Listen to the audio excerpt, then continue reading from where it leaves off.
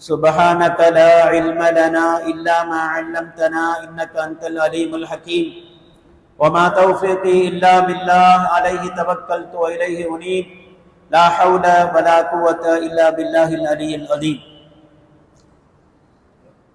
சர்வ புகழும் புகழ்ச்சியும் வேகவண்ணனாயன் அல்லாஹ் சுப்ஹானஹு வ தஆலாவுக்கு என்றென்றும் உரித்தாகட்டும். ஸலவாத்தும் ஸலாமும் எங்கள் உயிரை விடவும் மேலான எங்கள் கண்மணி நபியுல்லாஹி ஸல்லல்லாஹு அலைஹி வஸல்லம் அன்னவர்கள் மீதிலும் அன்னவர்களின் பரிசுத்த குடும்பத்தினர்களாகிய அஹ்லுல் பைத்துக்கள், ஸஹாபாக்கள், தாபிஊன்கள், தபஅத் தாபிஈன்கள், இமாம்கள், இறைநேசர்கள், கியாம பரியந்தம் அன்னவர்கள் மீது உண்மை முஹப்பத் வைத்து வாழுகின்ற அத்துணை முஃமின்கள் முஸ்லிம்கள் மீதிலும் இங்கு குழுமி இருக்கக்கூடிய நம் அத்தனை பேர் மீதிலும் அல்லாஹுவின் சாந்தியும் சமாதானமும் ஆசீர்வாதமும் என்றென்றும் உண்டாகிக் கொண்டே இருக்கட்டுமாக. அல்லாஹுவின் மாளிகையில் புனிதமான ரமதான் மாதத்தில் வீட்டிருக்கின்றோம். பல தடவைகள் ஞாபகப்படுத்தப்படுகின்ற விடயம், நாங்கள் எல்லாரும் அமல் செய்யக்கூடிய ஒரு விஷயம், பள்ளிக்குள்ளார வந்த உடனேயே நவைத்துல் இஅ்திகாஃப மா தும்து ஃபீ ஹாதல் மஸ்ஜிதி லில்லாஹி தஆலா. அரபியில சொல்ல தெரியாட்டி தமிழ்லையாவது தெரிஞ்ச பாசையில, இந்த பள்ளியை விட்டு மஸ்ஜிதை விட்டு நான் வெளியேறும் வரைக்கும் அல்லாஹ்வுக்காக இந்த மாளிகையில் இஅ்திகாஃப் இருக்கின்றேன் என்ற நியத்து பள்ளிக்குள்ளார நுழையும் பொழுது வந்துட்டு சொன்னா, பள்ளிக்குள்ளாட நாங்க எந்த ஒரு அமலும் செய்யாம வெறுமனே உட்கார்ந்து கொண்டிருந்தாலும், உட்கார்ந்து கொண்டிருக்கும் பொழுது எங்களுக்கு தூக்கம் போனாலும், எங்களுடைய நன்மையின் சவாபினுடைய மீட்டர் அது வேலை செஞ்சு கொண்டே இருக்கும், நன்மை எழுதப்பட்டு கொண்டே இருக்கும்.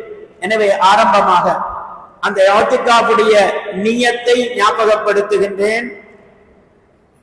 அந்த நியத்தை வைக்காதவர்கள் ரமலான் மாசத்தில மட்டுமில்ல, எப்பவும் தான், எல்லா காலங்களிலேயும் பள்ளிக்குள்ளாட வரும் பொழுதே இஅ்திகாஃபுடைய நியத்தை வச்சுட்டு உள்ளுக்கு வந்தா பள்ளியை விட்டு வெளியேறும் வரைக்கும் எங்களுக்கு நன்மை எழுதப்பட்டு கொண்டே இருக்கும். அதே நேரம் மஸ்ஜித் என்பது அல்லாஹ்வுடைய மாளிகை. நாங்க வீட்டுல நடந்து கொள்ற மாதிரி, ரோட்டுல நடந்து கொள்ற மாதிரி, கடைகள்ல தெருக்கள்ல நடந்து கொள்ற மாதிரி பள்ளிக்குள்ளால வந்தா நடந்து கொள்ள முடியாது. பள்ளிக்குள்ள வந்துட்டாக்கா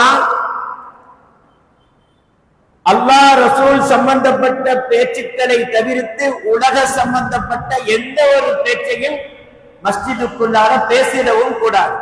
அப்படி பேசினா எங்களுடைய கஷ்டப்பட்டு செய்யக்கூடிய அமல்கள் எவ்வளவோ அளிக்கப்பட்டது. எனவே நாங்க எல்லாரும் எவ்வளவோ அமல் செய்கிறோம். நேரத்துக்கு தொழுகிறோம், ஃபர்லான தொழுகையோட சேர்த்து சுன்னத்தான அமல்களை செய்கிறோம், குர்ஆன்களை ஓதுறோம், திக்ருகள் ஸலவாத்துக்களை ஓதுறோம், இவ்வளவோ நன்மைகளை செய்கிறோம். பள்ளிக்குள்ளால வந்து தீன் சம்பந்தம் இல்லாத ஏதாவது பேச்சுக்களை பேசினா என்கிற நன்மைகள் அளிக்கப்பட்டு விடும் என்ற செய்தியையும் வார்னிங்காக, எச்சரிக்கையாக அருமை ரசூலுல்லாஹி ஸல்லல்லாஹு அலைஹி வஸல்லம் அவர்கள் சொல்லி வச்சிருக்கிறார். எனவே அந்த விஷயத்தை எங்கட வாழ்க்கையில பேணுதலாக பக்குவமாக எடுத்து நடப்பதற்கு முயற்சி செய்து கொள்ள வேண்டும் என்று ஆரம்பமாக ஞாபகம் செய்துவிட்டு இன்று பேச வேண்டிய தலைப்புக்குள்ளால் வருகின்றேன்.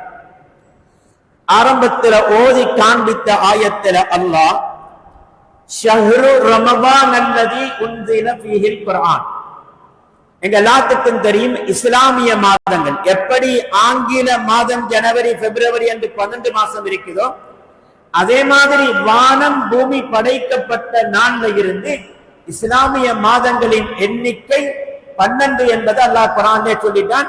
இன்ன இத்தத்த ஷுஹூரி இந்தல்லாஹ் 12 ஷஹ்ரன் ஃபீ கிதாபில்லாஹ் யௌம ஹலக்கஸ் ஸமாவாதி வல் அர்த், வானம் பூமி படைக்கப்பட்ட நாள்ல இருந்தே 12 மாசம் தான். முதலாவது முஹர்ரம், சஃபர், ரபியுல் அவல் தொடங்கி கடைசியில ஜுல்ஹஜ் மாதம் 12 மாசம்.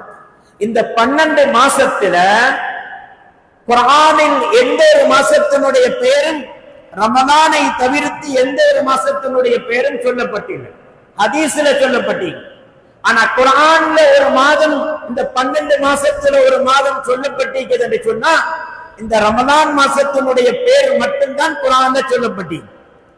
முஹர்ரம், சஃபர், ரபியுல் அவல், ரபியுல் ஆகிர், ஜமாதுல் உலா, ஜமாதுல் ஆகிர், ரஜப், ஷாபான், இப்படி எந்த ஒரு மாசமும் குர்ஆன்ல அந்த மாதத்துக்குரிய பெயர்கள் சொல்லப்பட இல்லை. கண்ணியமான மாதங்கள் 4 மாதங்கள் இருக்குதுன்னு சொல்லி மின்ஹா அர்பாத்துன் ஹுரும் என்று 4 மாதங்கள் சங்கையான மாதம் என்று குர்ஆன்ல சொல்லப்பட்டது.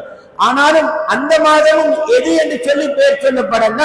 அது எது என்பதை எங்கள் கண்மணி நாயகம் ஸல்லல்லாஹு அலைஹி வஸல்லம் ஹதீஸ்ல தான் எங்களுக்கு விளங்கப்படுத்தினார்.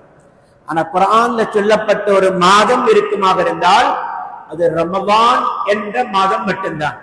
ஷஹ்ரு ரமலான், ரமலான் மாதம். அல்லது இந்த ரமலான் மாதம் எப்படிப்பட்டது? உன்சில ஃபீஹில் குர்ஆன், குர்ஆன் இறக்கப்பட்ட மாதம்.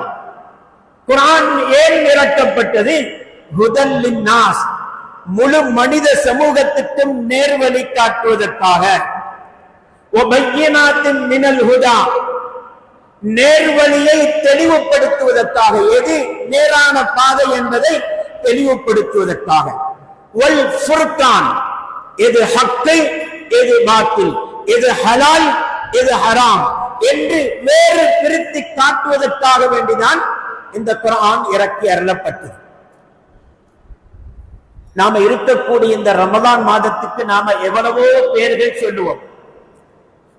நோன்பினுடைய மாதம், பொறுமையின் மாதம், சதக்காவின் மாதம், அல்லாஹ்வுடைய அருளை வாரி வழங்கக்கூடிய மாதம், பாவ மன்னிப்பை அதிகமாக பெற்றுத்தரக்கூடிய மாதம், நரக விடுதலையை எங்களுக்கு பெற்றுத்தரக்கூடிய மாதம், 1000 மாதங்களை விட சிறந்த லைலத்துல் கத்ரை உள்ளடக்கிய மாதம், சதகாக்கள், தான தர்மங்கள், ஜகாத்துக்களுக்குரிய மாதம். இப்படி அடுக்கிக் கொண்டே போகலாம். ஆனால் குர்ஆனில் அல்லாஹ் இந்த மாதத்தை பற்றி சொல்லும் பொழுது அல்லாஹ் எப்படி சொல்லுகின்றான்? இந்த மாதம் குர்ஆனுடைய மாதம், குர்ஆன் இறக்கி அருளப்பட்ட மாதம் என்று சொல்லி இந்த மாதத்தை அல்லாஹ் குர்ஆனோடு தொடர்பு படுத்தி ஜாயின் பண்ணி, குர்ஆனை விட்டும் இந்த ரமலானை பிரிக்கவும் முடியாது, ரமலானை விட்டும் குர்ஆனை பிரிக்கவும் முடியாது என்று சொல்லும் அளவுக்கு இரண்டும் ஒன்றுக்கு கலந்த ஒரு மாதம் இந்த ரமலான் மாதம். எனவேதான் அல்லாஹ் சுப்ஹானஹு வ தஆலா தன்னுடைய கலாமாகிய குர்ஆனை இந்த மாதத்தில் இறக்கி அருளினான். ஷஹ்ரு ரமலான் அல்லதி உன்சில ஃபீஹில் குர்ஆன், குர்ஆன் இறக்கப்பட்ட மாதம். குர்ஆன் மட்டுமல்ல, எங்களுக்கு தெரியும் அல்லாஹ்வுடைய வேதங்கள், தௌராத், இன்ஜீல், ஜபூர், எங்களுக்கு தரப்பட்ட வேதம் ஃபுர்கான் வேதம். இதற்கு முன்னால் இறக்கப்பட்ட தௌராத் வேதமாக இருக்கலாம், இன்ஜீல், ஜபூர் வேதங்களாக இருக்கலாம். இந்த அத்துணை வேதங்களையும் அல்லாஹ் இந்த பூமிக்கு அந்தந்த நபிமார்களுக்கு இறக்குவதற்கு அல்லாஹ் செலக்ட் பண்ணின, சூஸ் பண்ணின மாதம் இந்த ரமலான் மாதம். ரமலான் மாசத்துல தான் தௌராத்தும் இறக்கப்பட்டது, ரமலான் மாசத்துல தான் இன்ஜீல் இறக்கப்பட்டது, ரமலான் மாதத்துல தான் ஜபூர் வேதம் இறக்கப்பட்டது.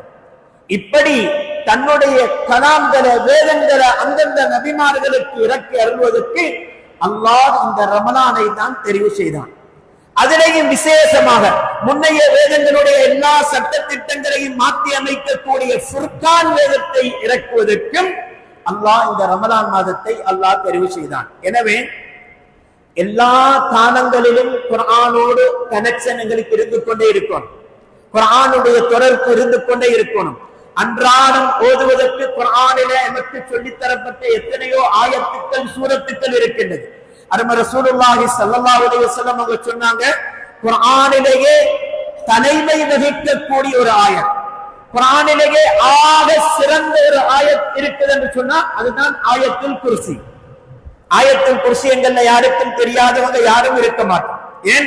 அருமை நாயகம் ஸல்லல்லாஹு அலைஹி வஸல்லம் அவங்க சொன்னாங்க, ஒரு மனிதன் ஒவ்வொரு ஃபர்து தொழுகைக்கும் பின்னால தன் இருக்கின்ற இருப்பை மாற்றாம, அத்தஹியாத் இருக்கிற அதே இருப்பில இருந்து வாய் பேசாம உடனடியாக ஆயத்துல் குர்சியை தவறாம 5 வக்துக்கு மிஸ் பண்ணாம ஓதி வந்தால் அவன் தஹலல் ஜன்னா, அவன் சொர்க்கம் நுழைஞ்சிட்டான் என்று சொன்னான். சொர்க்கம் நுழைவான் என்று சொல்லல, சொர்க்கம் நுழைஞ்சிட்டான் என்று சொல்லிட்டு சொன்னாங்க. அப்படிப்பட்ட இந்த அமலை தொடராக செய்து வருகின்றவர்கள் சொர்க்கவாதி தான், சொர்க்கத்துக்கு போயிட்டாங்க. ஆமா, சொர்க்கத்துக்கு போறதுக்கு என்ன லேட் என்று சொன்னா அவங்க ஒண்ணும் மௌத்தாக இல்ல, மௌத்தாகிட்டாக்கா அவங்க சொர்க்கம் நுழைஞ்சிருவாங்க. அந்த அளவுக்கு ஆயத்துல் குர்சி மிகவும் பவர்ஃபுல்லான சொர்க்கத்துக்கு எங்களை நுழைக்கக்கூடிய குர்ஆன்ல இருக்கக்கூடிய ஆயத்திலேயே ஆக சிறந்த ஆயத். அப்ப இந்த ஆயத் அன்றாடம் ரமலான்ல மட்டுமல்ல எல்லா காலங்களையும் நாம் ஓதி வருகின்றோம். சூரா யாசீன், சூரா வாக்கியா, தபாரக்கல்லதி சூரத், அலிஃப் லாம் மீம் சஜதா, இது போன்ற சூறாக்கள் அன்றாடம் நாங்க ஓதி வருவதற்கு வலியுறுத்தப்பட்டிருக்கின்றோம். டெய்லி ஓதிவாங்க. வாக்கியா சூரத்தை டெய்லி ஓதினாக்கா வீட்டுல பஞ்சம் இருக்காது, தொழில் துறவுல பரக்கத்து வரும். சில பேர் வந்து கொண்டு கம்ப்ளைண்ட் பண்றது, என்னத்த தொழில் செஞ்சாலும் பரக்கத்து இல்ல, ஒரு பிசினஸும் சரி வரும். சூரத்துல் வாக்கியாவை சரிவர ஓதி வந்தால், தவறாம ஓதி வந்தால் அல்லாஹ் அதுல பரக்கத்து செய்வான். தபாரக்கல்லதி சூரத்தை பத்தி ஸல்லல்லாஹு அலைஹி வஸல்லம் அவங்க சொல்லும் பொழுது, ஒரு சஹாபி ஸல்லல்லாஹு அலைஹி வஸல்லம் அவங்க சஹாபாக்களோடு ஒரு பிரயாணம் போய்ட்டுக் கொண்டிருந்தார். நீண்ட தூரம், இரவாகிட்டு போறதுக்கு டயர்ட் ஆயிக்குது, பாதையெல்லாம் இருள் அடைஞ்சிக்குது. ஒரு இடத்துல தங்கினாங்க. ஸல்லல்லாஹு அலைஹி வஸல்லம் அவங்களும் சஹாபாக்களும் தங்கினாங்க. டென்ட்டுகள் அடிச்சு, கூடாரங்கள் அடிச்சு தங்கினாங்க. சின்ன சின்ன கூடாரங்கள், ஒவ்வொரு கூடாரத்தை 3 பேர் 4 பேர் 5 பேர் என்று சொல்லி சின்ன சின்ன கூடாரங்கள் அடிச்சு அங்க தங்கினாங்க. ஒரு சஹாபி தங்கின கூடாரத்துல விடிய வரைக்கும் விடிய தபாரக்கல்லதி சூரத் ஓதுற சத்தம் கேட்டுக்கொண்டே இருக்குது. இந்த சஹாபி யோசிக்கிறாங்க, எவ்வளவு தூரம் நடந்து நாங்க டயர்டாகி களைப்போட வந்திருக்கிறோம். இந்த கலைப்புல எங்கட சஹாபாக்களில் யாராவது தூங்காம முழிச்சிருந்து தபாரக்கல்லதி சூரத்து ஓதுறாங்க போலன்னு சொல்லி ஒவ்வொரு கூடாரமாக எட்டி எட்டி பார்க்கிறாங்க. உத்தரம் குர்ஆன் ஓதல்ல, எல்லாம் ஆழ்ந்த நித்திரையில இருக்கிறாங்க பிரயாண கலைப்பின் காரணமாக. என்றாலும் அந்த தபாரக்கல்லதி சூரத்துல் முல்க் ஓதப்படுகின்ற சத்தம் கேட்டுக்கொண்டே இருக்குது. தஹஜ்ஜத்துக்கு எழும்புறாங்க. சஹாபாக்களும் ஸல்லல்லாஹு அலைஹி வஸல்லம் அவர்களும் தஹஜ்ஜத்தை நிறைவேற்றிட்டு சுபஹ் தொழுறாங்க. ஸல்லல்லாஹு அலைஹி வஸல்லம் அவர்கள் இந்த சஹாபி பேட்டி சொல்றாங்க, யா ரசூலல்லாஹ் ஸல்லல்லாஹு அலைஹி வஸல்லம் அவர்களே, இப்படி ஒரு சீன்ஸ் நடக்குது. எல்லா சஹாபாக்களும் தூங்கிக் கொண்டிருந்தாங்க, யாரும் ஓதுற மாதிரி ஒன்றும் நடக்கல. ஆனா ஏன் காதுக்கு தபாரக்கல்லதி சூரத் ஓதுற சத்தம் கேட்டுக்கொண்டே இருந்தது. அப்ப ஸல்லல்லாஹு அலைஹி வஸல்லம் அவங்க அப்பதான் சொன்னாங்க, ஹியல் முன்ஜியா ஹியல் மானியா. தபாரக்கல்லதி சூரத் எப்படிப்பட்டது தெரியுமா? ஹியல் முன்ஜியா, அது கபருடைய அதாபை விட்டும் ஒரு மனிதனை ஈடேற்றமாக்கி வைக்கக்கூடியது. ஹியல் மானியா, கபருடைய அதாபை விட்டும் தடுக்கக்கூடிய சக்தி அந்த தபாரக்கல்லதி சூரத்துக்கு இருக்குது என்று சொல்லிட்டு சொன்னாங்க. நீங்க டென்ட் அடிச்ச அந்த கூடாரம் அடிச்ச இடம் இருக்குது, அது ஒரு ஜனாதா அடக்கம் செய்யப்பட்ட இடம். அந்த கபர்ல அடக்கம் செய்யப்பட்டிருக்கின்றவர் வளமையாக மிஸ் பண்ணாம தபாரக்கல்லதி சூரத்தை ஓதி வருவார். அவர் உலகத்துல ஓதின அந்த பழக்கம் கபருக்கு போயிட்டும் அவருக்கு இருக்க விடுவதில்லை. இரவாகினால் தபாரக்கல்லதி சூரத்தை ஓதுகின்ற பழக்கம் கபர்லையும் அவருக்கு இருக்கின்றது. கபர்ல இருந்து கொண்டு அவர் தபாரக்கல்லதி சூரத்தை ஓதுறாரு என்று சொல்லி ஸல்லல்லாஹு அலைஹி வஸல்லம் சொன்னாங்க. அந்த கபருக்குள்ளால ஓதுற சத்தம் தான் உங்களோட காதுக்கு கேட்டுட்டு என்று ஸல்லல்லாஹு அலைஹி வஸல்லம் சொன்னாங்க.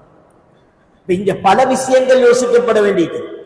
பூமிக்கடியில நடக்கின்ற ஒரு விஷயம் ஸல்லல்லாஹு அலைஹி வஸல்லம் அவங்களுக்கு எப்படி விளங்கிட்டு, அந்த மனுஷன் கபருக்குள்ளால தபாரக்கல்லதி சூரத் ஓதுறார் தான் என்று ஸல்லல்லாஹு அலைஹி வஸல்லம் அவர்கள் எப்படி உறுதியாக சொன்னார்கள்.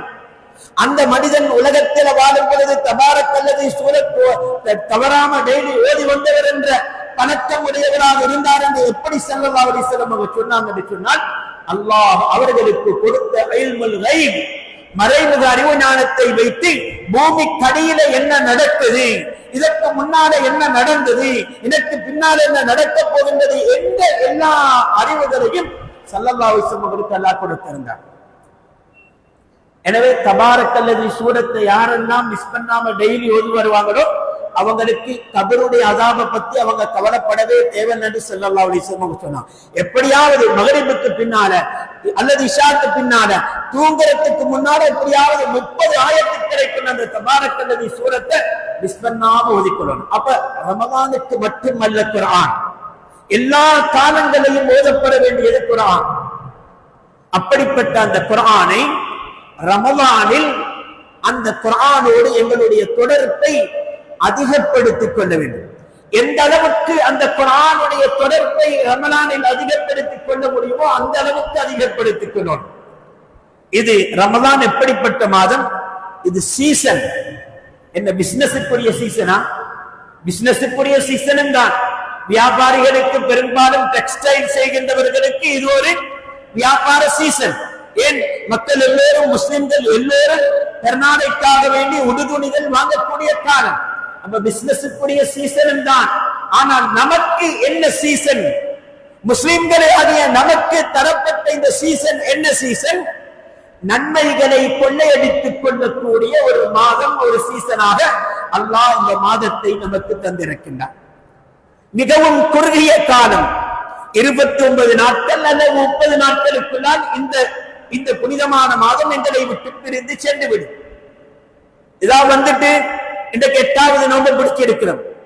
8 நோன்பு எப்படி போனது என்று சொல்லி தெரியாது. அவ்வளவு குயிக்கா போயிட்டு என்று சொல்லி சொல்லும் அளவுக்கு இந்த மாதம் எங்களை விட்டு வேகமாக கடந்து சென்று கொண்டிருக்கின்றது.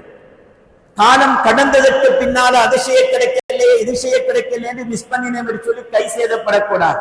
இருக்கின்ற ஒவ்வொரு நேரத்தையும் கொஞ்சம் லேட்டாவி செய்வோம், சொனங்கி செய்வோம், அசருக்கு பிறகு செய்வோம், இஷாக்கு பிறகு செய்வோம் என்று இல்லாம எங்களுடைய காலங்களை, நேரங்களை இந்த ரமலானில் விசேஷமாக பயன்படுத்திக் கொள்ள வேண்டும். அதிலேயும் விசேஷமாக குர்ஆன், அருமை நாயகம் ஸல்லல்லாஹு அலைஹி வஸல்லம் அவங்க சொன்னாங்க, ஒரு மனிதன் செய்யக்கூடிய அமல்களில் 2 விடயங்கள் ஒரு மனிதனுக்காக வேண்டி அல்லாஹ்விடத்தில் மன்றாடி சிபாரிசு செய்து அவனை சொர்க்கத்துக்குள் நுழைய வைக்கும். ஒன்று, நாம பிடிக்கக்கூடிய நோன்பு. இந்த நோன்பு நாளை கியாமத்தில் ஒரு மனிதன் அவன் செய்த பாவங்களை வைத்து இவன் நரகத்துக்குரியவன் என்று தீர்ப்பளிக்கப்பட்டு நரகத்தின் வாசலுக்கு இழுத்து செல்லப்படுகின்ற சந்தர்ப்பத்தில் அந்த வாசலுக்கு வரைக்கும் சென்றதற்கு பின்னாலும் கூட நோன்பு அல்லாஹ்விடத்தில் வந்து மன்றாடுமாம், இறைவா, இந்த மனிதன் பகலெல்லாம் பசியோடு தாகத்தோடு இச்சைகளை கட்டுப்படுத்தி என்னை கண்ணியப்படுத்தியவன், ரமலானை சங்கைப்படுத்தியவன், எவ்வளவு பெரிய கஷ்டம் வந்து இவன் நோன்பை விடவில்லை. எனவே யா அல்லாஹ், இவனுடைய விஷயத்தில் என்னுடைய சிபாரிசை, ஷஃபாத்தை, மன்றாட்டத்தை கபூல் செய்து இவனை நீ சொர்க்கத்தில் நுழைவிக்க வேண்டும் என்று நோன்பு எப்படியோ மன்றாடி இவனை கரை சேர்த்து சொர்க்கத்துக்குள் நுழைத்து விடும். மற்றொன்று, ஒரு மனிதன் ஓதுகின்ற குர்ஆன். அந்த குர்ஆன் ஒரு மனிதன் நரகத்துக்குரியவன் என்று தீர்ப்பளிக்கப்பட்டு நரகத்தின் வாசல் வரைக்கும் இழுத்து செல்லப்பட்டதற்கு பின்னாலும் குர்ஆன் வந்து அல்லாஹ்விடத்தில் மன்றாடுவான். யாருக்கு? யாரெல்லாம் குர்ஆனுக்கு கொடுக்க வேண்டிய மகத்துவங்களை, கண்ணியங்களை உரிய முறையில் கொடுத்து குர்ஆனோடு தன்னுடைய தொடர்பை ஏற்படுத்தி ஸல்லல்லாஹு அலைஹி வஸல்லம் அவர்கள் இந்தந்த சூரத்தை, இன்னென்ன ஆயத்துக்களை இந்தந்த சந்தர்ப்பத்தில் ஓதுங்கன்னு சொன்னாங்க, அதை தவறாமல் ஓதி வருவதோடு தன்னுடைய வாழ்நாளில் எந்த அளவுக்கு குர்ஆனை ஓத முடியுமோ, எந்த அளவுக்கு குர்ஆனை விளங்க முடியுமோ அந்த அளவுக்கு குர்ஆனை ஓதி, குர்ஆனை படித்து ஒரு மனிதன் குர்ஆனுடைய தொடர்பிலேயே வாழ்ந்தானோ அப்படிப்பட்டவர்களுக்கு அந்த குர்ஆன் அல்லாஹ்விடத்திலே, இறைவா, இந்த மனிதன் என்னோடு தொடர்பு கொண்டவன், இரவு பகலாக குர்ஆனை ஓதினவன், விசேஷமாக இரவெல்லாம் தூங்காமல் முழித்திருந்து இவன் குர்ஆனை பாராயணம் செய்தவன், எனவே இவனுடைய விஷயத்தில் என்னுடைய மன்றாட்டத்தை, ஷஃபாத்தை நீ கபூல் செய்து இவனை நீ சொர்க்கத்துக்குள் நுழைத்து விடு என்று சொல்லி குர்ஆன் அல்லாஹ்விடத்தில் மன்றாடி ஒரு மனிதன் நரகவாதி என்று தீர்ப்பளிக்கப்பட்டதற்கு பின்னாலும் சொர்க்கத்துக்குள் அவனை நுழைய வைக்கும் என்ற செய்தியை கண்மணி நபியுல்லாஹி ஸல்லல்லாஹு அலைஹி வஸல்லம் அவர்கள் குறிப்பிட்டிருக்கின்றார்கள். எனவே எந்த அளவுக்கு குர்ஆனை எங்களால் ஓத முடியுமோ, சில பேருக்கு குர்ஆன் எனக்கு ஓத தெரியாது என்ற கவலை இருக்கு. குர்ஆனை எனக்கு ஓத தெரியாது என்ற கவலை இருக்கு. குர்ஆனை திறந்து பார்த்தாலும் கூட, குர்ஆனுடைய பக்கங்களை, குர்ஆனுடைய எழுத்துக்களை பார்த்து கொண்டிருந்தாலும் கூட அல்லாஹ் நன்மையை வழங்குகின்றான்.